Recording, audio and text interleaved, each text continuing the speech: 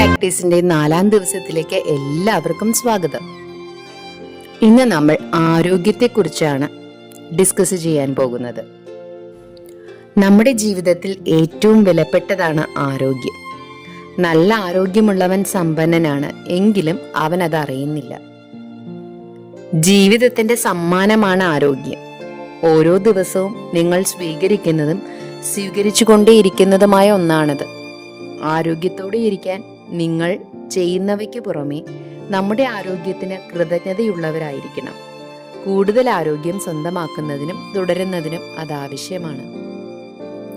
നമ്മൾ ആദ്യം പറഞ്ഞ ആ ചൊല്ല്, കൃതജ്ഞതയുള്ളവർക്ക് കൂടുതലായി നൽകപ്പെടും, അത് സമൃദ്ധമായി ലഭിക്കും.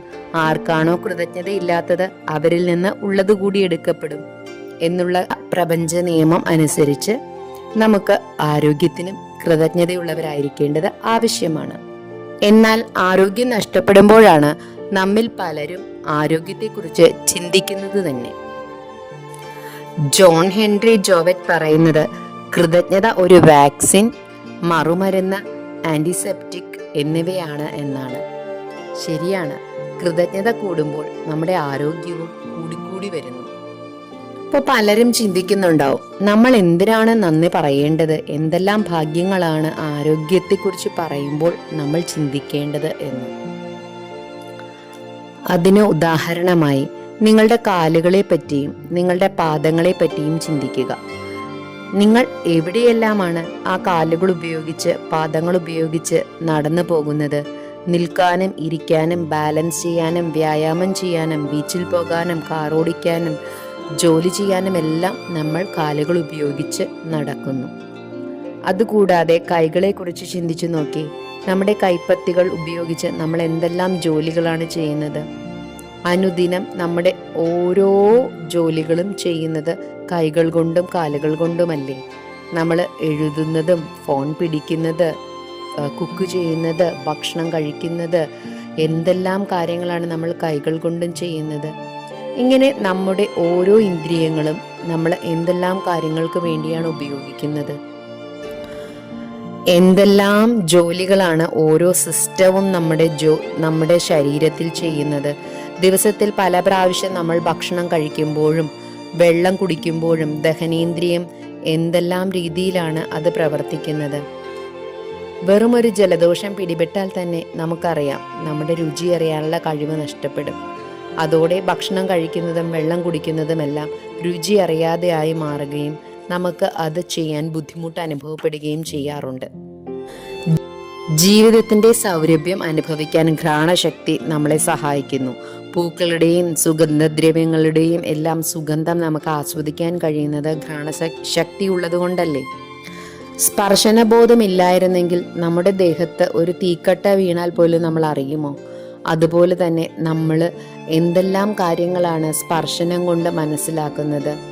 ചൂടാണെന്നോ തണുപ്പാണെന്നോ, മറ്റുള്ളവർ നമ്മളെ ഒന്ന് തൊടുമ്പോൾ അത് സ്നേഹത്തോടെയാണോ എന്നുള്ളതൊക്കെ മനസ്സിലാക്കുന്നത് നമ്മൾ സ്പർശനത്തിലൂടെയല്ലേ?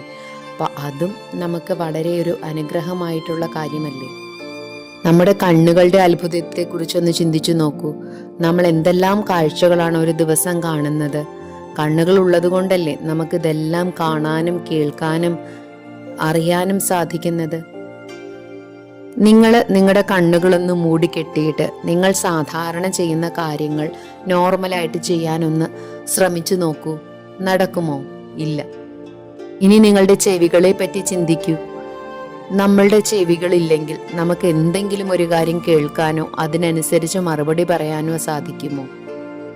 ഇനി തലച്ചോറിന്റെ പ്രവർത്തനം കൃത്യമല്ലെങ്കിൽ നമുക്ക് എന്തെങ്കിലും ഒരു പ്രവൃത്തി ചെയ്യാൻ സാധിക്കുമോ? ഇല്ല. നമ്മുടെ ശരീരത്തിനും ആരോഗ്യത്തിനും ജീവിതത്തിനും വേണ്ടി ആഴ്ചയിൽ 7 ദിവസവും 24 മണിക്കൂറും നിരന്തരം പ്രവർത്തിച്ചു കൊണ്ടിരിക്കുന്ന കോടിക്കണക്കിന് കോശങ്ങളെ പറ്റി നമ്മൾ ചിന്തിക്കേണ്ടതല്ലേ? ഒന്ന് ആലോചിച്ച് നോക്കുക. നമ്മുടെ കോശങ്ങൾക്കെല്ലാം നമ്മൾ നന്ദി പറയാറുണ്ടോ? നമ്മുടെ ജീവൻ നിലനിർത്തുന്ന അവയവങ്ങൾക്ക് നമ്മൾ നന്ദി പറയാറുണ്ടോ? ഇല്ല. നമ്മുടെ ശരീരത്തിൽ എന്തെല്ലാം പ്രവൃത്തികളാണ് നടക്കുന്നത്? നമ്മുടെ ജീവൻ നിലനിർത്തുന്നതിന് വേണ്ടിയിട്ട് ശ്വാസം അതിനെ ശുദ്ധീകരിക്കുന്നു, അതിനെ ആവശ്യമില്ലാത്തതിനെ പുറത്തു കളയുന്നു, അതുപോലെ തന്നെ നമ്മുടെ ശരീരത്തിൻ്റെ വൃത്തിയാക്കൽ, നമ്മുടെ ശരീരത്തിൻ്റെ പുതുക്കൽ, ഇതെല്ലാം നമ്മൾ അറിയാതെ തന്നെ നമ്മുടെ ശരീരത്തിൽ നടക്കുന്നുണ്ട്. നമ്മൾ ഇതേപ്പറ്റി ചിന്തിച്ചാലും ഇല്ലെങ്കിലും ഇതെല്ലാം കൃത്യമായി നടക്കുന്നത് കൊണ്ടാണ് നമുക്ക് എല്ലാ ദിവസവും നോർമലായി എല്ലാ ജോലിയും ചെയ്ത് നമ്മുടെ കാര്യങ്ങളെല്ലാം ചെയ്ത് തീർക്കാൻ സാധിക്കുന്നത്. കൃത്യമായി പ്രവർത്തിക്കുന്ന നമ്മുടെ ഓരോ അവയവങ്ങൾക്കും നമ്മൾ നന്ദി പറയേണ്ടതാണ്. ആരോഗ്യത്തിൻ്റെ സമ്മാനമല്ലേ നമ്മുടെ ജീവൻ നിലനിർത്തുന്നത്. അപ്പോൾ നമ്മളൊരു പേപ്പറോ ഒരു കാർഡോ എടുത്തിട്ട് നമ്മൾ എഴുതി വെക്കണം, ആരോഗ്യത്തിൻ്റെ സമ്മാനമാണ് എൻ്റെ ജീവൻ നിലനിർത്തുന്നത് എന്ന് നമ്മൾ എഴുതണം. അങ്ങനെ എഴുതിയ ഒരു കാർഡ് നമ്മൾ എടുക്കുക. നമ്മൾ എപ്പോഴും കാണാൻ സാധ്യതയുള്ള സ്ഥലത്ത് ഈ കാർഡ് വയ്ക്കുക. അങ്ങനെ ഇന്ന് കുറഞ്ഞ പക്ഷം വ്യത്യസ്തമായ 4 സന്ദർഭങ്ങളിൽ നമ്മൾ ഈ വാക്കുകൾ റിപ്പീറ്റ് ചെയ്ത് കാണുക. അപ്പോൾ അത് വായിക്കുക. വളരെ സാവധാനം ഒരു വാക്ക് എന്ന രീതിയിൽ അത് വായിച്ചിട്ട് നന്ദിപൂർവം ആരോഗ്യത്തിൻ്റെ സമ്മാനം നമ്മൾ അനുഭവിക്കണം. നിങ്ങളുടെ ആരോഗ്യത്തിൽ നിങ്ങൾ കൃതജ്ഞാലു ആയിരിക്കേണ്ടത് ആരോഗ്യത്തിന് വളരെ അത്യാവശ്യമാണ്. ജീവിതത്തിൽ നിങ്ങളുടെ ആരോഗ്യത്തിൽ നിങ്ങൾ കൃതജ്ഞാലു ആയിരിക്കുക എന്നത് ആരോഗ്യത്തിന് വളരെ അത്യാവശ്യമാണ്.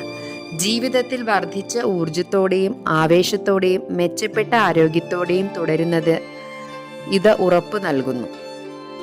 പരമ്പരാഗത ചികിത്സാ രീതികളോടൊപ്പം കൃതജ്ഞതയും പ്രയോഗത്തിൽ വരുത്തിയാൽ അത് ഒരു ആരോഗ്യ വിപ്ലവം തന്നെ സൃഷ്ടിച്ചേക്കും.